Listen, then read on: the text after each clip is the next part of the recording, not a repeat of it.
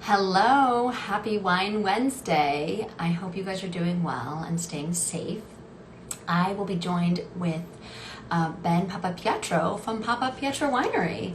And look, he is here. I'm going to invite him to join the screen with me, and you'll see him in just a moment. Hello, Healdsburg Chamber. Love to see you guys on here. Oh, I'm trying to plan a trip to Healdsburg. Oh, hello. Hello. Let me just adjust my tripod. You never know how it's going to screen share. Yeah, me too. It crops us both in half. How are you doing? I'm doing well. How are you? Good. Let I'm me going to adjust. raise my volume a little bit. There we Yeah, go. I'm going to do the same. How we? Okay. Okay. So, Hello. how's your Wine Wednesday going? You guys had some big news today. I don't know if We you're ready to share it. we sure did. We today we were informed that our 2017 777 clone won Best of Show for red wine on the North Coast Wine Challenge. We were like so thrilled, incredible. Yeah, that's amazing news. What a perfect start to your Wine Wednesday. Yeah, so I opened a bottle of that just so that we'd have it here today. Perfect. 777. And I don't have that one. I have the Pomard and the Peters Pinot. Well, we've Well, got a the lot of what? the Pomard and the Peters Vineyard is part of the 777. I have four vineyards that produce Pinot from the 777 clone that goes into that bottling. So the Peters Vineyard, the Laris Vineyard, the Bucher Vineyard, and the Nunes Vineyard. Oh, I know the Bookers very well. They're near and dear to my heart, and I love their wines. So I'm sure if the grapes came from Booker, I'm going to be a big fan of them as well. Yay, great. Well, good. Well, speaking of wines, it would be great. I want to sort of give people a moment, but hopefully they're popping in and joining in. Should we, start with a little white to cleanse our palates? Sure. Okay, I pre-poured. I don't know if you did. So I have the beautiful Chardonnay. Let me grab the bottle. The Peters Vineyard Chardonnay. That is one of my very favorite bottlings.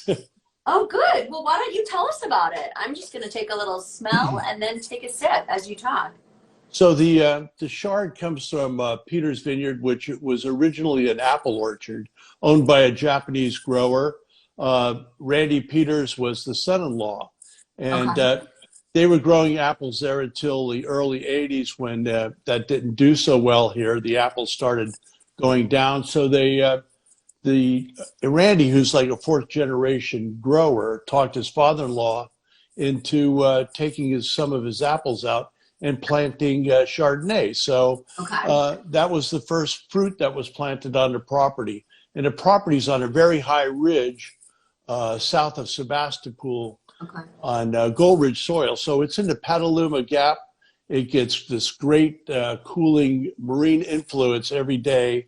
3 o'clock, 4 o'clock in the afternoon. Yeah. This the cool winds come into the ocean, Hmm. and it makes perfect environment for growing Well, Chardonnay and Pinot Noir. would I be crazy if I told you that I taste a little green apple on this? Do you think the apple orchards are just like in the soil so much that the wine has, remnants of it? Absolutely, that's one of the characteristics of the Chardonnay is that the apples, the Yeah. Gravenstein apple, and Tom was a Japanese grower who spent time in the intern camp, and when he came out, he started buying these little parcels that ended up to be over 30 acres. But Wow. he loved growing apples. That was his main thing. And so I don't remember what day, but one day a week they would drive down to San Francisco to the farmers market and sell their apples. So when it came time when Randy talked his father-in-law into planting the grapes, it made him a lot easier. He didn't have to drive to the city all the time. Yeah. So that Well, part of it made him happy. oh, that's funny. Yeah, no. I love the Petaluma Gap. Uh-oh, shoot. This screen just flipped on me. I'll be back.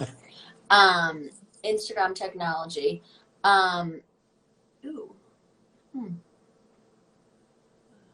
It's funny because I've had nothing but problems with this platform. Well, it's really great, except when you accidentally turn the camera the wrong direction, like Well, I just did. I've done There we that. go. I did it on Charlie Palmer. We had he cooked a plate, and then we did a wine to match with it. And when we started out, we had never done Instagram before, so Yeah. we had our camera turned around. So I kept saying, "I can't see him. I can't hear him." Yeah. I Totally love messed those. that one up. Charlie Palmer's Instagram lives have been fabulous. I mean, I love Charlie Palmer and I love his Pigs and Pinots event. And so it was really fun to sort of follow all the winemakers that were going to be participating in Pigs and Pinot doing the cooking series with Charlie. Yeah, that was fun. We had a nice time. That wasn't our best performance, but it worked anyways. Well, I think what's important, I mean, especially, I literally just sent an email this afternoon and so much is changing right now. Every week something changes, whether, the wineries are allowed to have inside seating. They're not. The movie theaters are open, the hair salons. So I think just, all of us, we're all just trying to like reach people however we can. And whether, some people are better on Instagram Live and then some followers prefer Facebook. I've just sort of been with Instagram Live and stuck with it because I feel like there's the most foot traffic virtually on Instagram Live because at 5 o'clock, most people are done for the day, drinking, putzing around on their phone. And then they'll pop in and join you and I for a wine or two and sort of learn a little bit about you guys. Well, unfortunately, we're closed again on the inside, although we're very fortunate to have a big deck outside. So at this point, we're still entertaining people by appointment. Outside. Yeah, outside. Yeah, I think I just got an email from you guys about that. So yeah, let's share a little bit more about Papapietro Perry. That's a tongue twister. For anybody that doesn't know about you, I recently got familiar with you, and it's one of those brands that as you talk about it, I hear people that are like, oh my God, I love them. I love the wines. You have this like loyal fan following. So can you share more about the brand and how you got into it? Sure.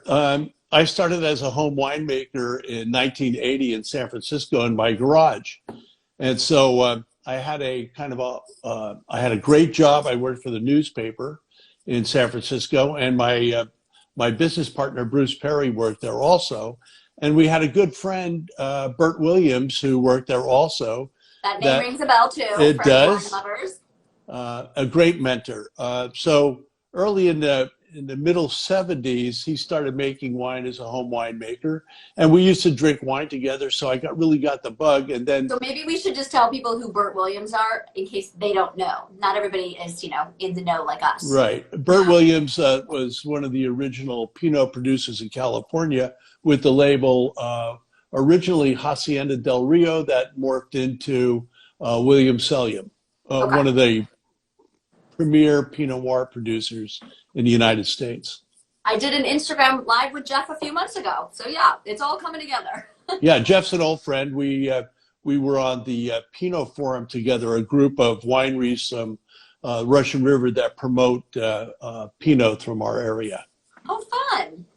Okay, so you guys knew each other from the newspaper. He was a mentor. You were both sort of garage making wine. Yeah, so I started making wine in 80. I had 2 children, and it kind of took my disposable incomes that I was able to buy wine for years. And then when it kind of got put into education, I had to scramble to find a way to keep my habit going. So I started making wine as a home winemaker. And from 80 to 85, I was making small batches. Once in a while, I'd find a little Pinot. Bert would help me find some Pinot. And the whole time, my friend Bruce was tasting the wines, and he was going, wow, I'd really like to do this. So he joined me in 1985, and we kind of grew to where by 1990, 91 or so, we were making 400 cases of wine in my basement. We did. Wow, did you outgrow the basement at any point? That sounds like you're almost outgrowing it at 400 cases. Well, we had plenty of room. I had a big garage in San Francisco. So we had 9 barrels of Pinot, a couple barrels of Chardonnay, and then we made Zinfandel. We made 6 or 8 barrels of Zinfandel that we kept at Bruce's house. And Bruce lived 5 minutes away. So it was kind of a cool way to operate between the 2 houses. So speaking of So, Zinfandel, I'm just going to interrupt for one moment. We are going to be tasting in Zinfandel, which I'm super excited for. So all of you Zinfandel lovers, hold on. We're going to be doing that a little bit later in the segment. we just kept making wine, and I was happy being a bootlegger. I was selling wine to all my friends and family, and I'd sell half of what I was making, and that paid for the other half. And so Bruce got the bug and wanted to go into business. So in '97, he started pushing me to get into the business. But his kids were grown, and mine were still in school, so I was still paying for their education. So he really kept pushing, and I really didn't want to do it. And then finally, I said to him, if you could find a place that we could make wine without buying a lot of equipment and only pay for rent, buy a couple barrels and buy some fruit, I'm in for it. But if we had to buy all that equipment, I'm out. So I was Yeah. ready to leave. And Bruce found Windsor Oaks 2 weeks later, and we started up there with 75 cases in 1998. Wow. Okay. And Winter Oaks is where you are right now. Right, and I could see Windsor Oaks from my window in my kitchen, which is just a half a mile away from where we live. Oh, Which wow. So who knew? You have a beautiful home if you've got views of the vineyards. I'm very jealous. We're very fortunate. We moved up here from the city about when did we move? 2014, I believe. Finally, Okay. but I kept working at the newspaper until 2003 because very hard to make a living in the wine business, and Right. so so finally I decided to make the jump for full time in 2003, which actually was a great move. Yeah. Looking back at it. So it's been, okay, so it's been 17 years full time. And yeah, I mean, you guys have quite a winery. I mean, I feel like you have a loyal following. So we're mostly going to be talking about Pinots because, I mean, I don't know. Everybody knows I'm obsessed with Pinot Noirs, and I got to know your Pinots a year or two ago. And you guys are actually going to be a part of Pinots and Plaid, my Pinot Noir event, which not quite sure when that'll be. Whenever we get through COVID and there's a vaccine, but it will happen. And yeah, it's also really cool that you guys have these very highly respected and highly scored Zinfandels, which is very characteristic of Dry Creek. So yeah, I mean, I've already finished my Chardonnay. Have you? Shall we move on to the first Pinot? Yes, yes, yes.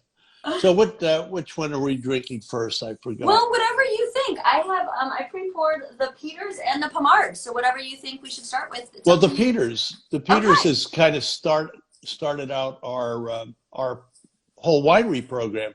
Oh, We perfect. met Randy. We had a few vineyards that we were working with. I recognize the bottle.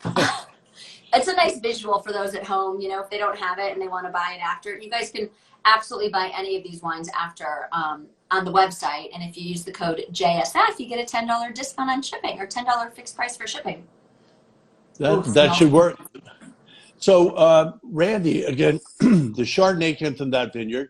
We found Randy on just luckily someone recommended that we talk to him. And so in '98 was our first meeting with Randy, and we bought a little bit of fruit from him, and he became by 2000 our very first vineyard designate. Okay. And by 2002, the Wine Spectator recognized the Peters Vineyard as one of the two hottest new vineyards in California. So This was 92? I'm sorry, 2002. Oh, 2000. Wow, that's quite an accomplishment. From '98 till 2002. Yeah. Yeah, it put us on the map too. People started recognizing the quality of the wine. So it kind of took off. And so we bought It's Chardonnay. lovely. I don't smell the apples on here, but it's got that lovely, cool climate spice, but it's also like big and rich and jammy. I love a red fruit Pinot Noir. And that has always the cherries always come out in that. Mm-hmm. A beautiful cherry fruit in there and spice that comes from, I believe, a lot of the Gold soil that it's grown on, and in the location, because it is the last vineyard we pick every harvest. So Oh, really? So how late in the season do you pick it? Well, when we first started working with Randy, we were getting this fruit probably the last week in October. And so these days, like last year, it was the third week in September.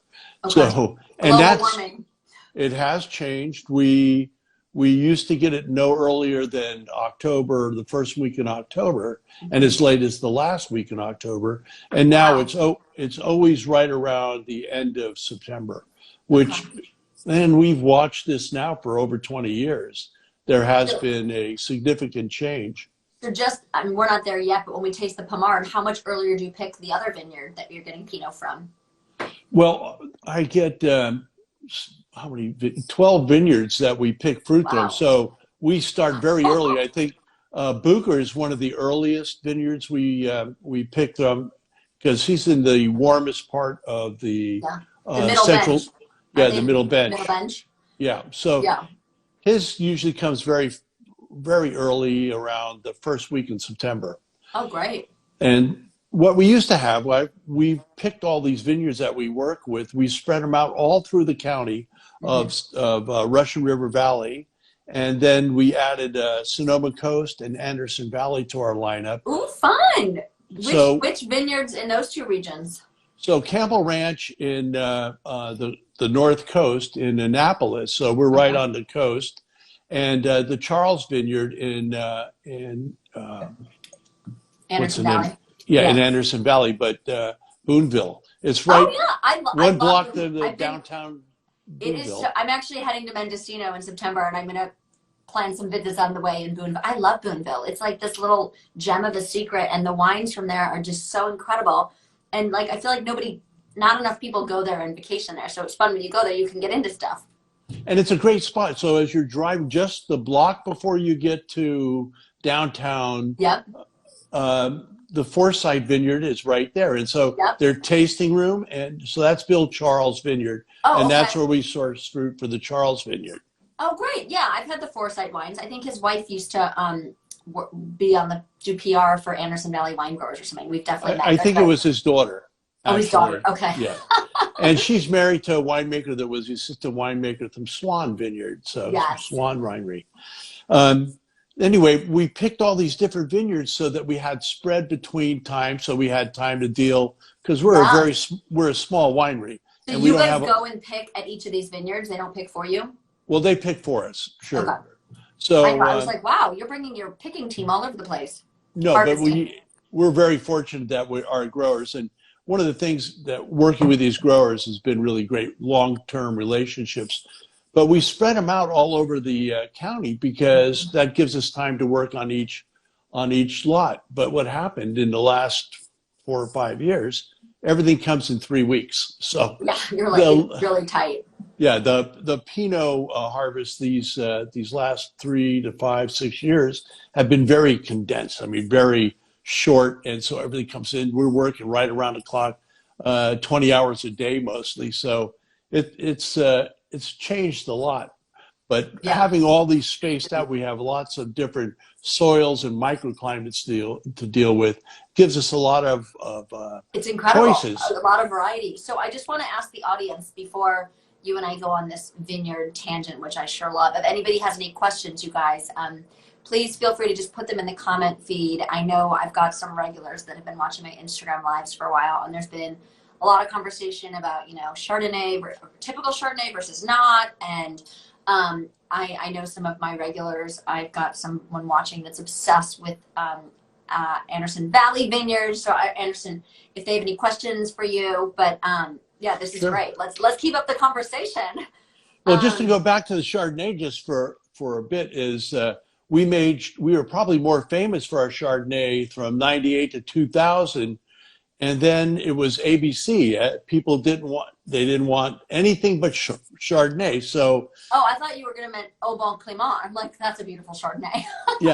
no, they just didn't want No Chardonnay. Yeah, and Okay. so they didn't want it barrel fermented. They didn't want it with complete malolactic. They wanted it done in a tank, cold. So it wasn't the style of Chardonnay I make. I make a fully I stir the lees. It's Yeah. 100% barrel fermented and 100% malolactic But a little fermentation. bit of neutral oak, like it doesn't taste too much and it's not too rich. Yeah, no, what the idea is a more lighter hand with it. So we don't try to overexpress it. We pick it a little earlier so it has bright acidity. You could treat it to all those treatments. You just don't overtreat it. And I think that was a problem. If a little is good, more is better. We kind of less is more for us, you know. Less is more is a good winemaking motto for Chardonnay. So that's what we've done with the Chardonnay. Yeah. So, but anyway, the Peterson being spread out all over the Russian River gives us a great opportunity to pick lots of different clonal pieces that we can put together. And so our clone wines from multiple spots, which is something that most people don't do. They do. And we'll talk about that when we get to the clonal wines. Well, it could be fun. So while we're talking about clones, so let's assume people watching don't know what a clone is. So maybe you can share a little bit more for them, please. Sure. Well, clone is it's a very complicated discussion, but to make it so people can understand it, it's a single cutting from a single vine, a mother vine is a clone. And in Pinot Noir, there's hundreds, if not thousands, of different clones of Pinot Noir. So in our area, we plant Dijon clones from a specific area in Burgundy. They're brought here to propagate them. So we, in the Russian River, use like 114, 115, 667, 777, 828. Yeah, and the clonal wines, the number ones, are from France and from Dijon, and they're isolated, and they've gotten these great French names, 114, 150. But the ones that people have, the story about people with their suitcase clones have gone to France, taken some cuttings, and brought them back illegally and planted them in their property and propagated them. They became heritage clones like Beringer or Swan. Oh, so is Calera one of those too? Calera is one of those also. So there's the clones from France, which are numbered. Then they have the heritage clones that are usually by the name of the people that propagate them. And then one of the earliest clones grown in the Russian River in the early 1960s was a Pommard clone, which is kind of the workhorse of the Russian River. I love a Pommard Pinot. I think I've been drinking them over the years, but I didn't know how much I loved them till I drank Booker's Pommard. And I mean, I worked with Booker for a few years, so I drank their Pommard a lot. And that's when I realized, I'm like, Pommard is just a beautiful clone. And I'm smelling your Pommard at the moment. So clones are, if you think about roses, there's hundreds, thousands of different roses. They're all different, but they're all roses. Well, that's like Pinot. They all have a little difference, but they're all called Pinot. So I'm a home winemaker that I've never taken a class, so I'm not so versed in how to explain it. I think that's a great explanation. And whenever I'm at wineries, I feel like they dumb it down even more, and they're like, it's almost like an apple variety. There's Fiji, there's green, there's red crisp, there's pink ladies, and it's almost like for wines there's that. I mean, I forgot. I think I was in Washington a week or so ago tasting, and someone started talking to me about a Cabernet clone, and I was like, oh, there's such a thing? I didn't know. Like, I feel like Cabernet, nobody talks about the clones. Chardonnay they do, Pinot Noir they do. Like Zin, are there multiple clones, or everyone just plants the same Zin? There's heritage clones and what they call century clones. I'm not that versed in we get the clone that the Timbercrest farm planted. Yeah. And so I can't tell you what that clone is. I don't think they know what it is. I think the clone, I feel like certain varietals, the clone conversation is more relevant. Well, there was some discussion a while ago about planting all Dijon clones, and the wines were all going to be very similar because they're all grown with the same clones, they're all made with the same clones. But Cabernet only has a few clones, and nobody complains about Yeah. them being all tasting the same. So I thought it was kind of a bogus argument about the fact that everybody's using the same clones. We have a great list of clones that we can use, and Yeah. many people do.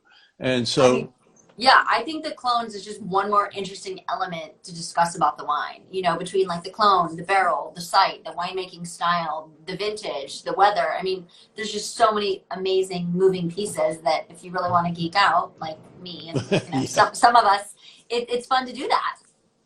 Well, we're lucky we have access to so much fruit and so many different clones Yeah. and so many different growers, because not owning any vineyards, we started with a small vineyard, and then we quickly outgrew that. We had to add to it.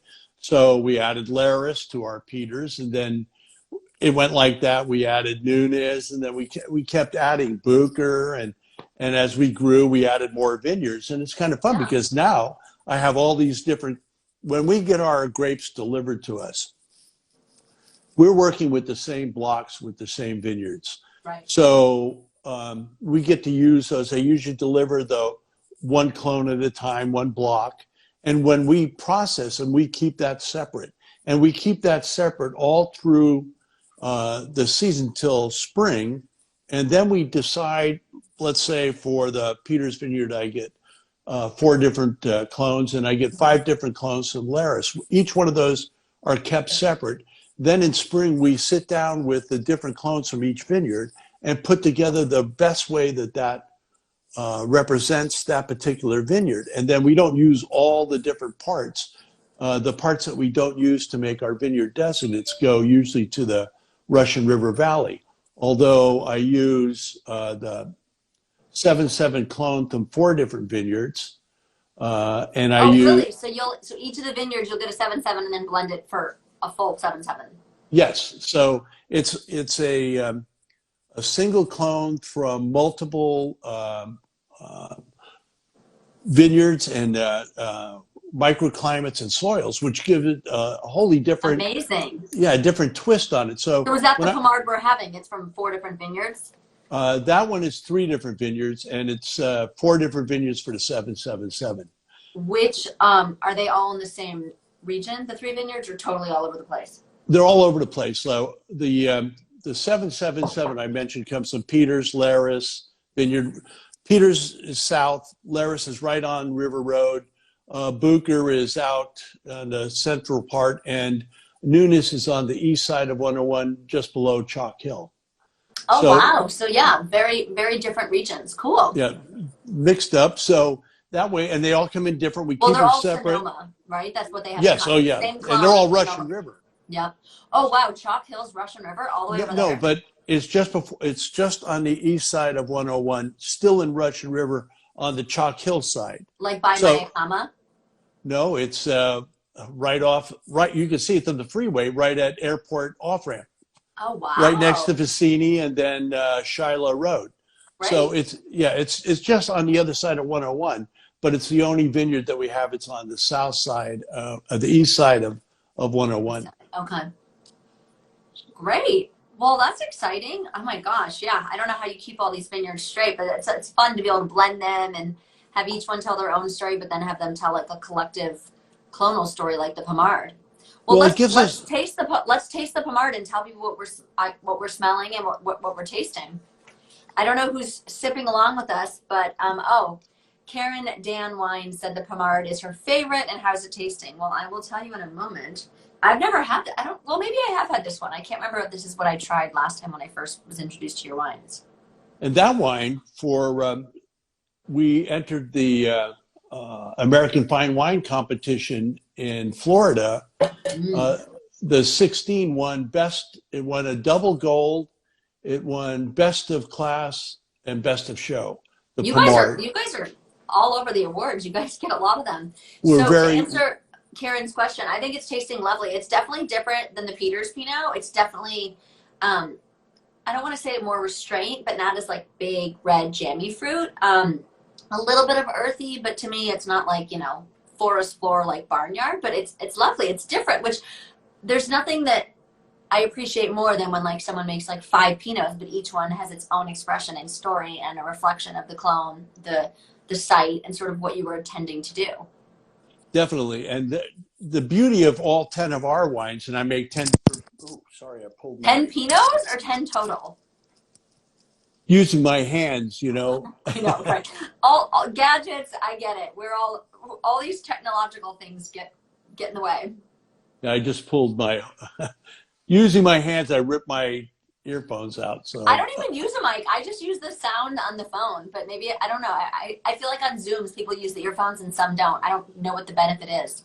well, we were getting echoes, so we Oh, decided to try that to kind of eliminate the echo. oh, But good. the Pomard is like the French have a really cool way of explaining it. It's the iron fist in a velvet glove. It's an old saying the French have used to describe it. A very powerful wine, but very velvety, soft on the finish. It's elegant wine, but it shows the power of the Pinot Noir in the Russian River. It's one of my very favorite Pinots. Yeah. Well, I have to say, I mean, I love them both. And like I said, I've never met a Famard I don't love.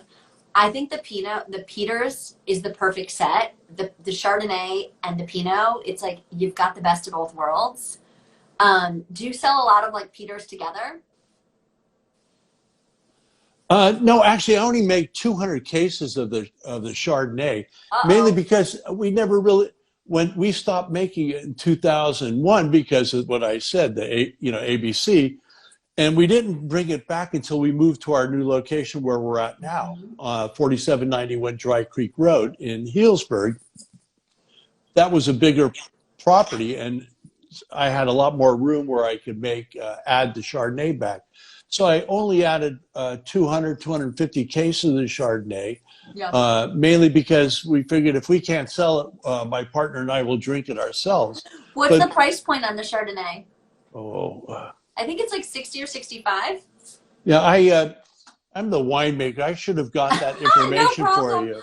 I've got my iPad. I'll pull it up. I'm just curious. But I remember like they were mostly like 62. Peter's Pinot is $60. The Pomard Pinot we're tasting is 72. 76. And then I'll go to page 2 for the Chard. Probably around there. 54? It's 54. 54. Okay, great. Thank you. I had Good. help So from your assistant on the side. yes. I guess assistant's the wrong word. Well, it's the wife, but Yes, way more than an assistant. Boss lady, right? That's what we call the women in charge. there you Well, have it. good. Well, I mean, I think these are both stunning. So it sounds like the Pomard is your go-to and sort of your favorite. Yeah, between the Peters and the Laris are my two wines that are the closest. I've worked with them the longest, almost over 20 years for both of them. And just they've become family to us, and Yeah. working with them has been really great. Plus, these vineyards now, since we've been working, they're over 20 years older. So they're very mature, and the fruit we get from them is very, very mature fruit. So it's the best of all worlds working with the same vineyards. If you can't own them, I this is the mean, next best thing. honestly, I think now that I remember when I moved here from New York and I started wine tasting, and I think I was at Patson Hall, and they were explaining all their partners, and I was like, I don't get it. Why do people like not own their own vineyards and they have all these partners? And then it's like, well, hello. To your point, you have access to all this fruit. You don't have like the financial liability. You don't have to be responsible for the grapes. You know, you don't have to sell them each year. So I think I for sure understand the model, and I think being able to dip your hands in different regions and different grapes that become available makes a lot of sense.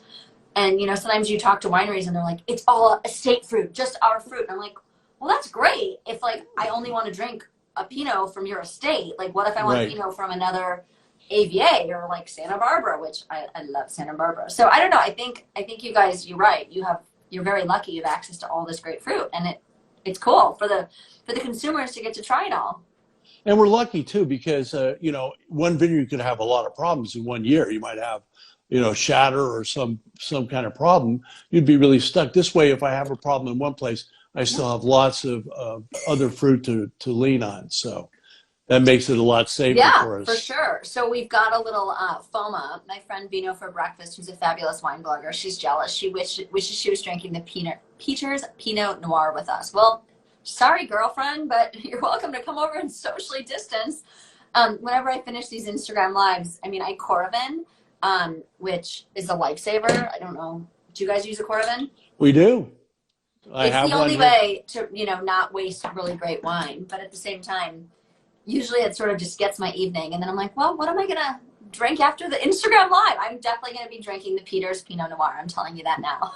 Good. So one of the things we do, since we have so many different vineyards, I over the years developed an idea of how to be consistent.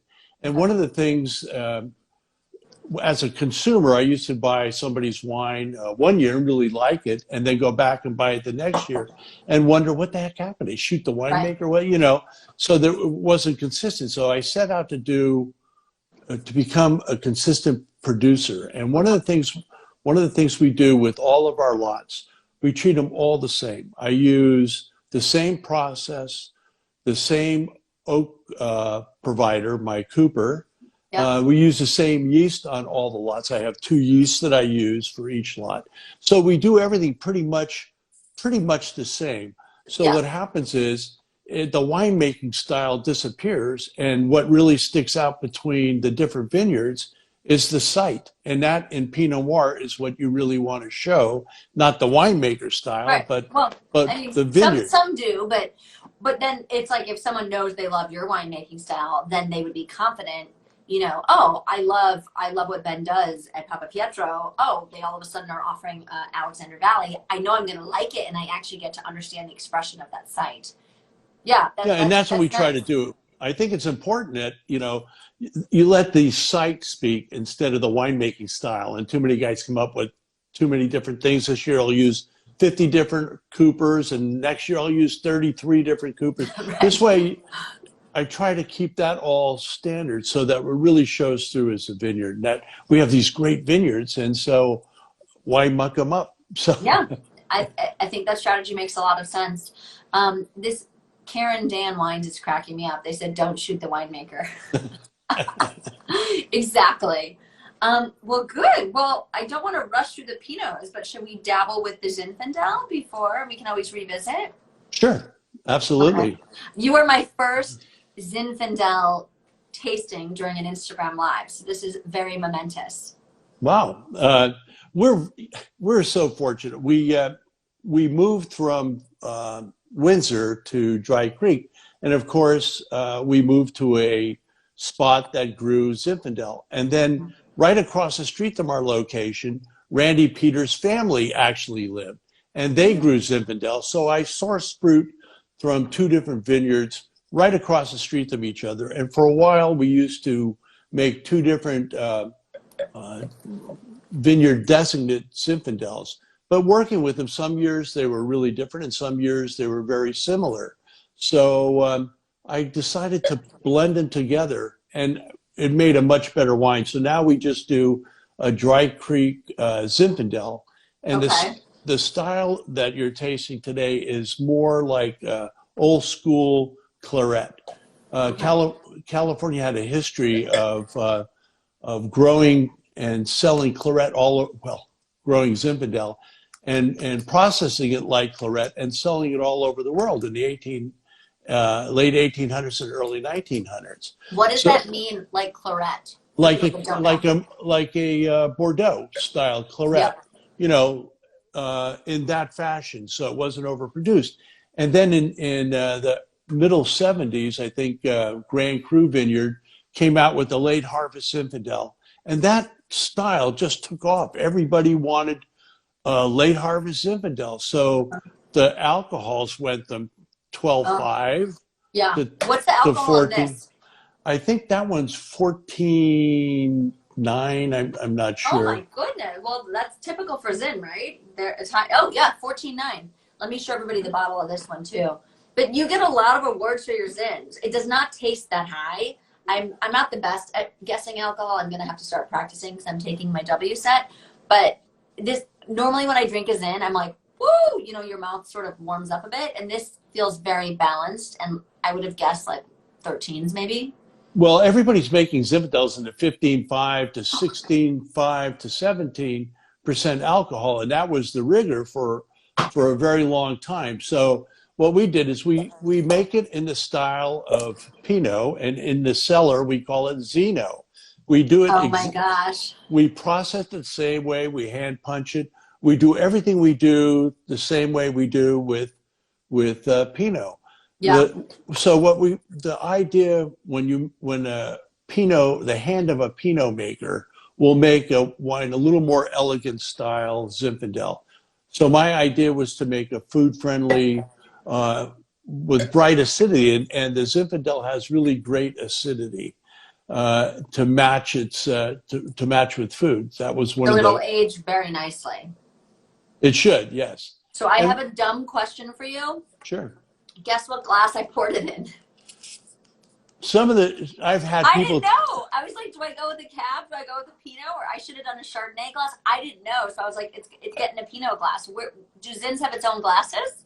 They do, and we do a seminar on the glasses, on the Riedel glasses. With Riedel, I'm going to Yes. be doing one with Susan. I saw you guys did that. I have beautiful Riedel glasses as well, and I thought it would be great to educate my followers on what glassware to use. Well, I don't mind using the Pinot glass for You do Zinfandel. that It works too? At home, yeah, I do. Okay. You know, I know, but I do was have like- the other glasses when I'm really serious about it.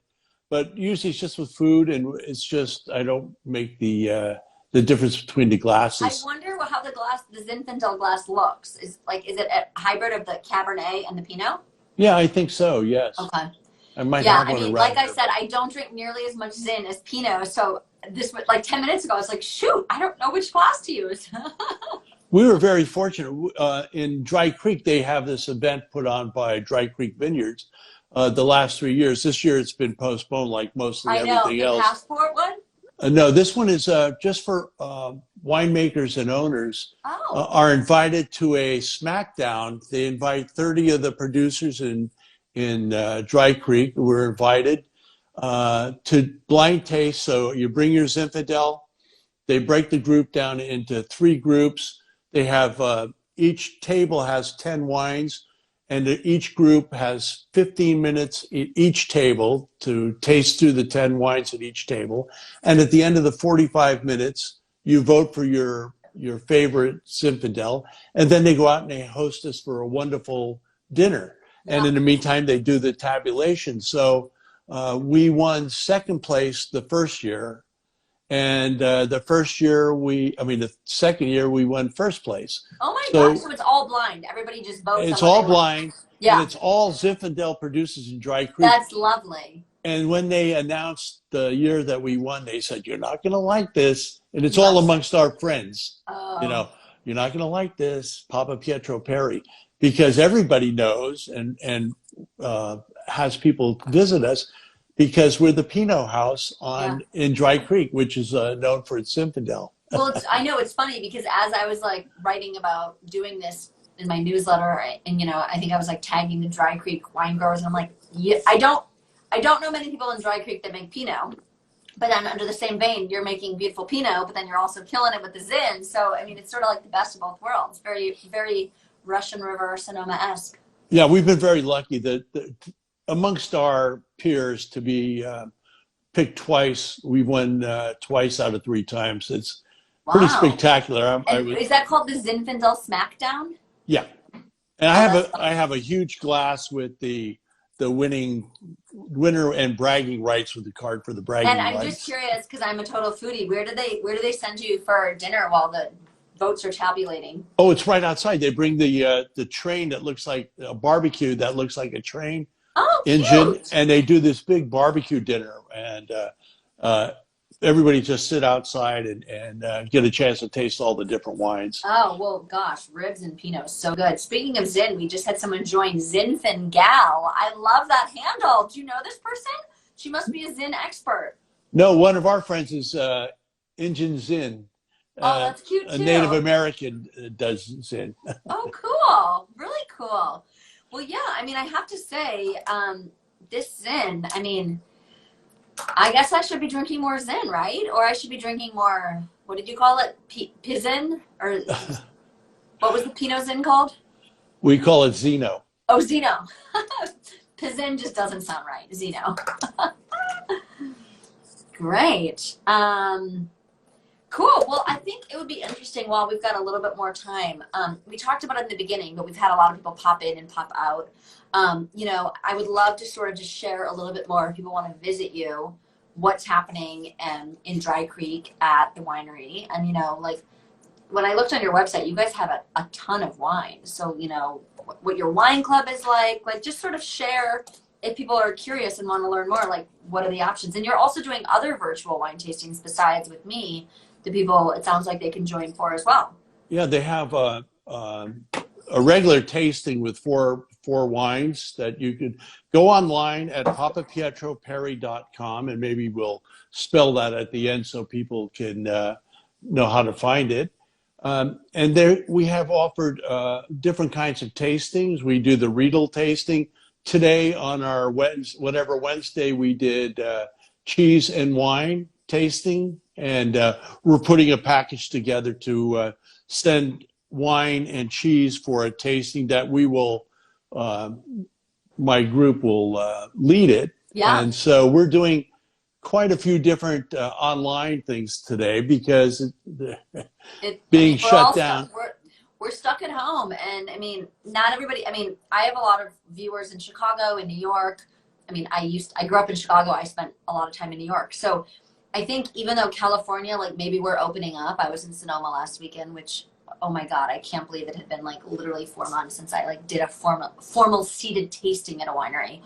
And I think it's important for people in California to know, hey, you can get in your car and do these things, and there's outdoor tastings. I mean, one of my takeaways from all of the outdoor things that I just did, everyone's protected. I mean, the people at the winery are wearing masks. You're greeted with Purell. They pre-pour the wine. They have glasses over the wine. I mean, they've literally thought of everything. I mean, you probably know more about it being on the operations side, but like, what are some changes in the winery that you've seen that you guys have been doing to make guests feel more comfortable? Well, that's the biggest thing. We cannot do indoors anymore, so we can't use our tasting room.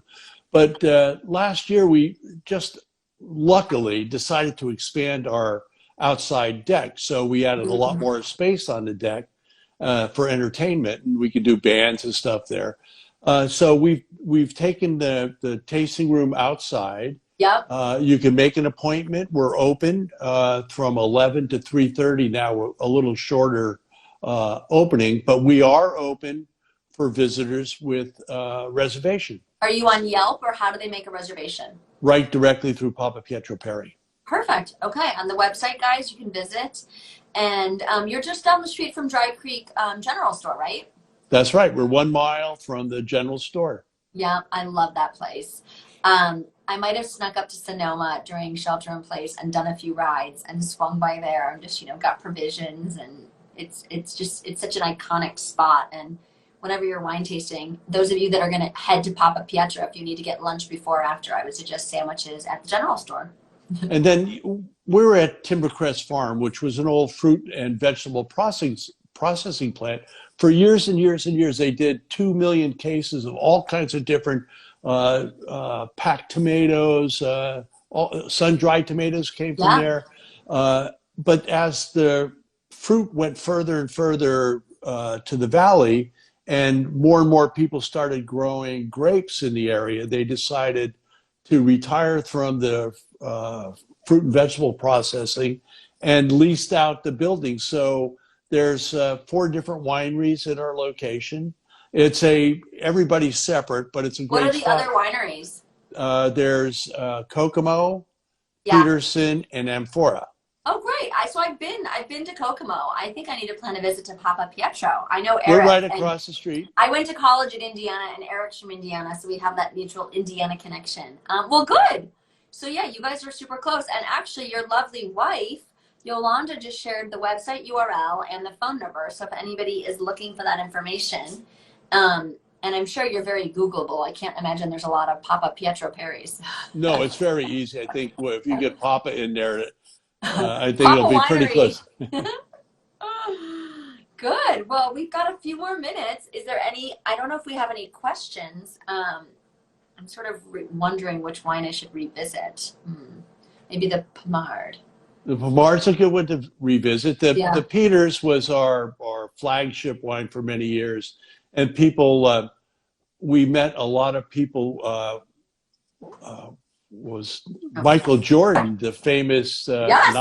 not the basketball player. Michael Jordan. I grew up as I'm still a Bulls fan. We all know Michael Jordan. Was he into this wine too? No, but Michael Jordan, the sommelier from Oh, Disneyland. oh, isn't he an MS? I met him at Yes, he is. I met him at Pigs and Pinot. I thought you were talking about the basketball player. I know Yeah. we have to identify that he's not quite as tall as the other Well, Michael. I think an MS is equally as important as Michael Jordan, the basketball player. So, Well, he was one of the very first people that came to visit us. We were at the facility, our original facility was down a dirt road a mile and a half into a vineyard. It was just a production facility from the old Belvern winery that oh, and my partner and I lived on a dirt road. I lived in my van 2 months a year or 3 months a year, took a leave from work to make wine. And you Michael lived in Jordan, your van while you were harvesting for 2 months? yes, we set up a campsite, and for 7 years I lived in my Chevy Astro van. But Oh we set my up a nice God. camp. I love it. That's like a winemaking glamping story. And so Michael Jordan was one of the very first guys to find us in 2002. And he started promoting us at Disneyland at the Compass Rose Wow. and did a couple of articles for the LA Times sommelier section. Yeah. And he really helped promote us also. So Michael's a dear friend. And Well, that's really, I love it. Like, I still remember when I meet a winery and I write about them, and they're like, "Oh my God, thank you! You put us on this or that." And I think it's very important, no matter how big or small your business is. It's really exciting to remember the people that, like, in the beginning help spread the word and help get you started. So, absolutely. Cheers to Michael Jordan, the MS, not the best. And cheers to Michael And Jordan, cheers. number 23. Love you both. I revisited. You're never gonna guess the Peters Pinot Noir. Yeah, the spice, as that opens up, the cherry fruit and the spice, the baking spice just is there. I love that location, and I love the fruit that comes off of there. Well, speaking of the Pinots, we've got a question about the food that you would make while living in the vineyard. And it sounds like there's a kitchen. Are you a chef too? Yeah, well, I was a chef and I was a cook in the Army for 6 years. But Oh, wow. everybody that is associated with my assistant winemaker, my business partner, Jim May, who does our harvest cooking, all are all chefs and all cook. And so when we were out in the vineyards, we were well taken care of, and we cooked No wonder you were willing to camp in your Astro van. You were eating like a champ. well, we were well taken care of. And Bruce would do my partner Bruce would do the shopping for us, and always took really good care. He'd make a run to the city and get all kinds of really cool stuff. It was just amazing. And because we had a couple people working for us, it's the only way we can keep them out there on that dirt road is feed them well. Well, and I've been to a few harvests, and I know one of the traditions, a lot of traditions at harvest is, the lunch, like literally the lunch that everybody gets a break. And well, I'm gonna revisit ABC, but not anything but Chardonnay. In this case, En Bon Climat. I was down at Bien Nacido one time during harvest, and they're all like, "Oh, join for lunch." And literally, when winemakers like make lunch for their team and then they open an old bottle of wine, it was like the coolest bonding experience. Like, I was like, am I really supposed to be crashing this party? Well, we cook every day for our crew. Yeah. Every day, whether harvest or not, the whole year, because our location is pretty far off the beaten path. You cook So, daily? Every day. Every day for our Monday crew. through Friday? Because next time I'm in Dry Creek, I'm just going to pop by. What time is lunch for the team? Always at noon. Well, hopefully nobody else is going to crash lunch uninvited except me. But that's so sweet. How many people are you cooking for?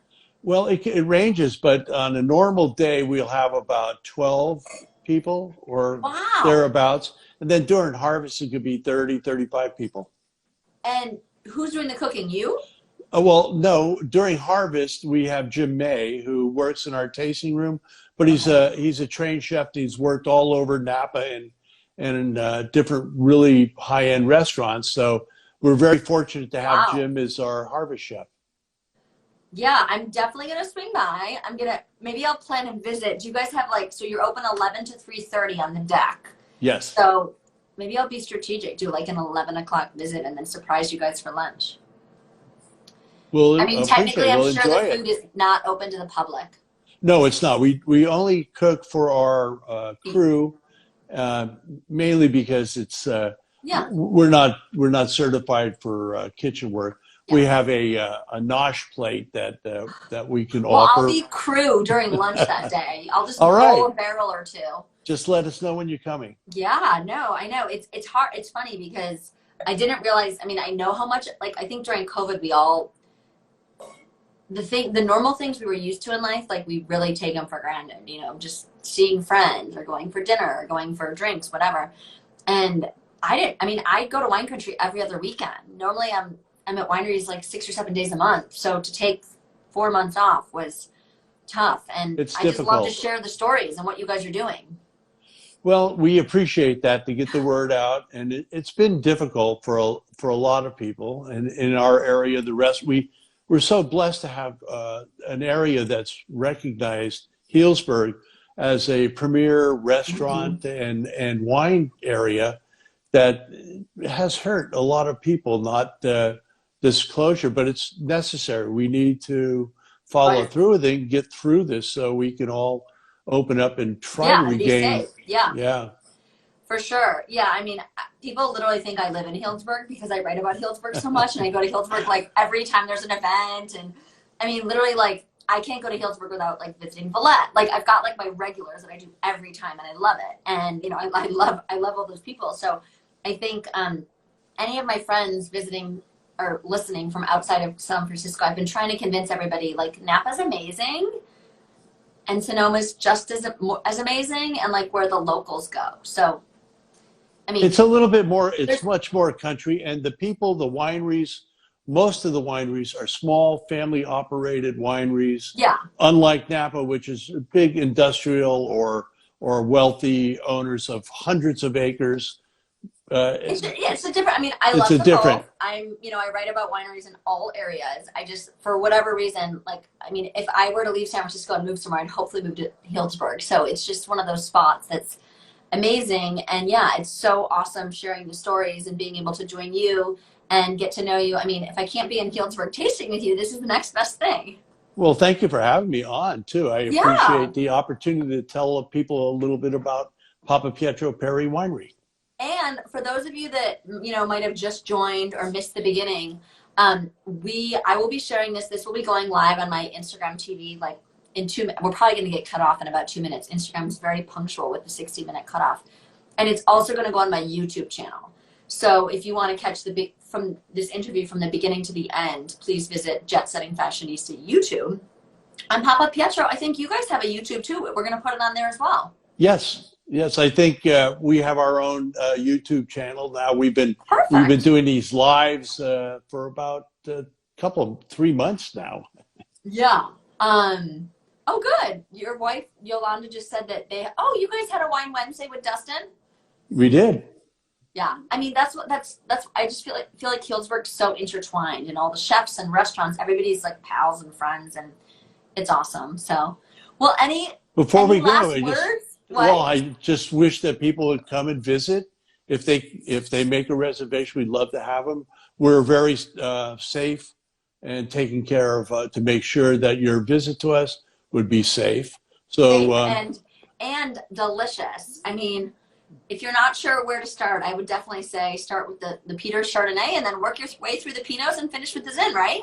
and check our website. It has a lot of really fun things on it and a lot of information and stuff about the wine. Yeah. Well, thank you so much. Let's do a Thank little you. cheers. I'm going to take a photo of us because then we have a nice, cute photo for YouTube. Smile. Okay. And yeah, like I said, I mean, this just flew by, right? It did. Fun. It was enjoyable talking with you. Thank you for all of your knowledge and your expertise, especially going into the deep dive of the clones. I appreciate that. And yeah, hopefully I'll see you next time in Dry Creek for a tasting / noon lunch. Indeed. We'll look forward to it. Thank Okay, you, have a Emily. great night, everybody. Cheers. Cheers.